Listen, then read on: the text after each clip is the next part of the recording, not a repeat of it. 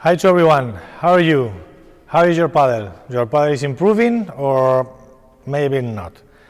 Well, welcome to another chapter to my YouTube channel. Today we are going to see the serve. The serve is one of the shots most important in paddle.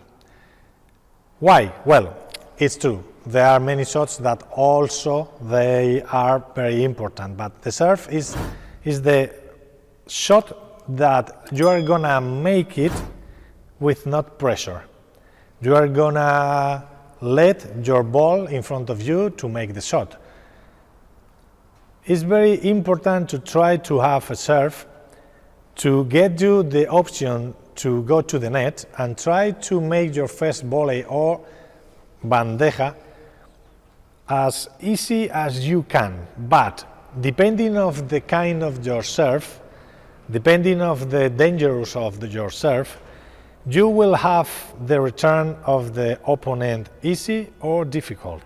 So when I teach the serve, one of the things I say always is that it's very important to be in a good distance from the service line.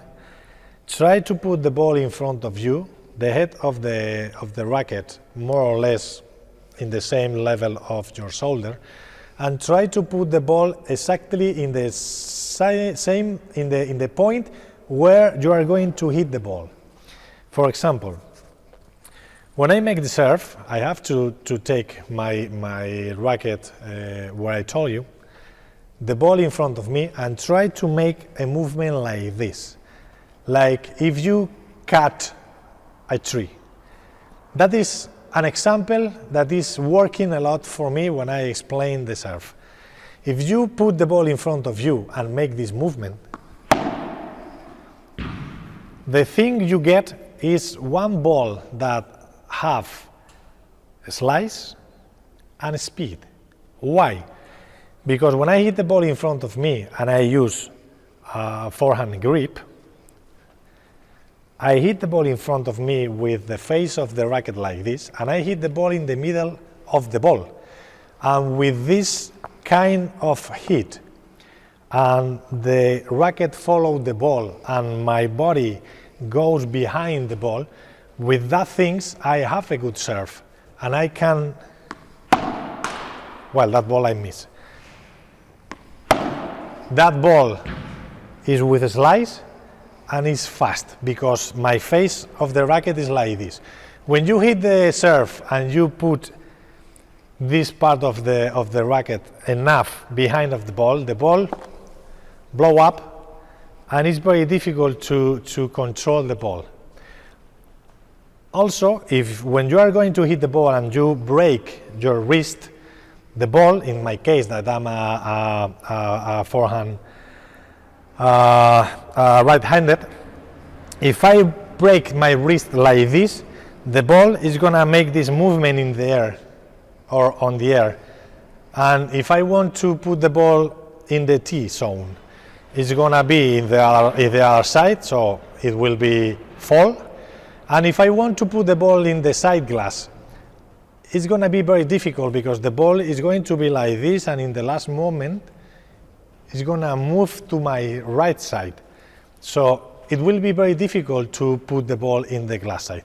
Don't worry, because now I'm gonna put the camera behind me, and we are going to see the serve like this in this place, and also in that other place, because for the right-handed it's very difficult, it's very different to hit the ball when I'm serving in the deuce zone than when I'm serving in the advantage zone. Why I'm telling this? Because if I'm like this and I want to put the ball in the sidewall, I have to put the ball a little bit far of me to hit the ball in this place and look at the face of the racket. It's looking at the side glass. If I want to serve to the tee, I have to serve, or I have to hit a little bit on my right zone, like this, and follow the ball. with my arm and with my body, and with that I can found the T zone. Now we are gonna see what happened in that other zone. Well, with the people that we are right-handed, here is the easier zone to serve. Why? Because in that zone that I told you before, I have to hit the ball in two places to try to don't break my wrist and to have a good effect about the ball.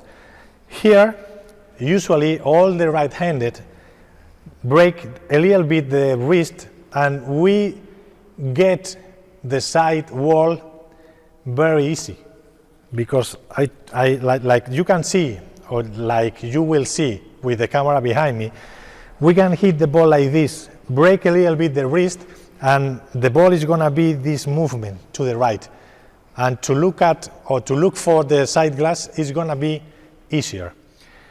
The problem is when I want to put the ball in the T zone. I have to hit here and try to close my hand like this, because if I make the same that in that zone and I break the wrist and I want to serve to the T zone, it's very difficult, because the ball is going to make the same movement to the right zone, and the ball is going to be to the body of the returner or the people who is returned. So we are going to see a different examples with the camera behind me, and I can tell you, or you will see what I want to explain you. Well, we are going to see what happened with the ball, or the things I was telling you about, where I have to hit the ball if I want to put the ball in the side glass or in the T zone. If I want to hit the ball and put it in the side glass, I have to put the ball in front of me and try to hit the ball like this, from up to down. And with that shot, I can have a speed, because my face of the racket is like this when I'm hitting the ball, and a slice. And the ball is going to rebound so slow. If I want to hit the ball, or better said, if I want to put the ball in the T zone, I cannot use the same point where I hit the ball before, because if I hit the ball here, I have to break a lot my wrist to put the ball in the T zone. So I have to put the ball a little bit near to my body and a little bit more on my right zone to get this. It was out, but more or less it was very, very close to the net, to the line. If you see, here we can break a little bit the wrist, because it's easy to put the ball in the T zone if I break a little bit the wrist. That are the two places to hit the ball if I want to put it in the side glass or in the T zone. Obviously, you can serve also in the to the body, to the forehand body, or to the left hand body. Okay, let's see what happened in the other side. Well, we are going to see what happened in this place when I have to serve to the advantage zone. Like I told you before, if I want to put the ball in the side glass, it's too easy for the right-handed, because we have to break a little bit the wrist, and with that tip, it's very easy to put the ball there. It's true that I break a little bit the wrist, and also I put the ball with a little effect, side effect like this,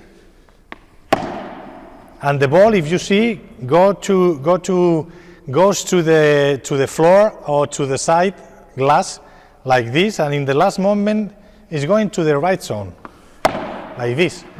So for the right-handed, it's very easy to serve in this place, but I have the problem if I want to put the ball in the tee or on the tee, because if I make the same, look, the ball always goes to the right.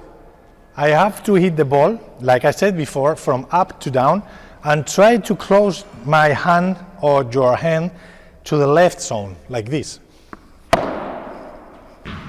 And that is exactly what you have to do. Also, One of the things you have to do to put the ball on the tee zone is to try to make the ball fly. In this case, the 80% of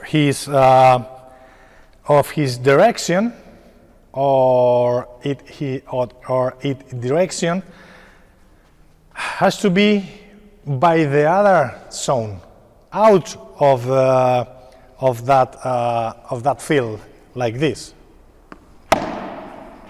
If you see, the 80% of the time is going by this field, and in the last moment the ball bounces on the floor, like this or like this. Well, I hope that my vocabulary, my words, my pronunciation, I hope for this video had been as better as I can do it, but I think with more videos I will record in English, because it's something I'm going to make right now, to try to record videos in Spanish, of course, and also in English.